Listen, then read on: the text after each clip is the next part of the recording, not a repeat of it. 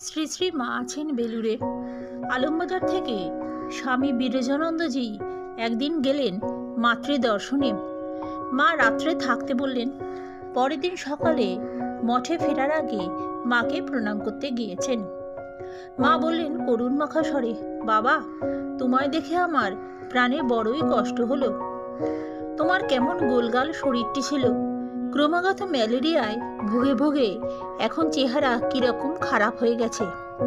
ওরা সাধু ফকির মানুষ, তোমায় কি বা খাওয়াবে? তার চেয়ে তুমি বাড়ি গিয়ে থাকো, ওষুধপত্র আর পুষ্টিকর খাবার খেয়ে শরীরটা সারিয়ে নাও, তাতেই তোমার ভালো হবে। বাড়িতে ধ্যান জপ পূজা পাঠ ইত্যাদি নিয়ে থাকবে। আদেশ শুনে বিরজানন্দজি কান্নায় ভেঙে পড়ার উপক্রম। বাড়ি গিয়ে থাকো অর্থাৎ সাময়িকভাবে হলেও পূর্বাশ্রমে ফিরে যাও। যে কোনো সাধুর কাছে এই এক নিদারুণ আদেশ।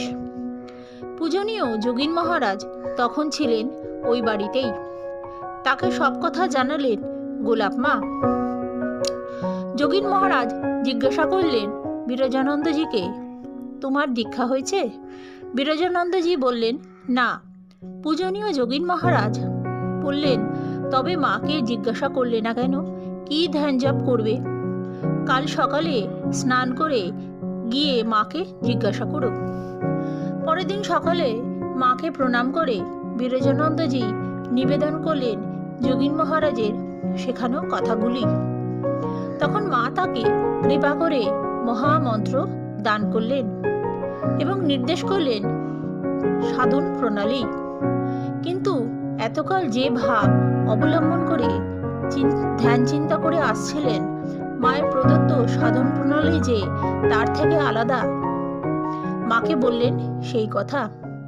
মা শুনে বললেন, তার চেয়ে এই ভালো। কি আশ্চর্য! মায়ের ওই একটি কথায় বিরজানন্দজির সব দ্বন্দ্ব কোথায় যেন উড়ে গেল এবং মায়ের উপদিষ্ট ভাবে হৃদয় পূর্ণ হয়ে গেল। স্পষ্টতই মা আর এখন শুধু মা নন, তিনি এখন সন্তানের আধ্যাত্মিক জীবনেরও ভার পরিপূর্ণভাবে গ্রহণ করেছেন। জয় মা, জয় মা, জয় মা। শতরূপে সারদা, পৃষ্ঠা নাম্বার 206। জয়তু শ্রীরাম।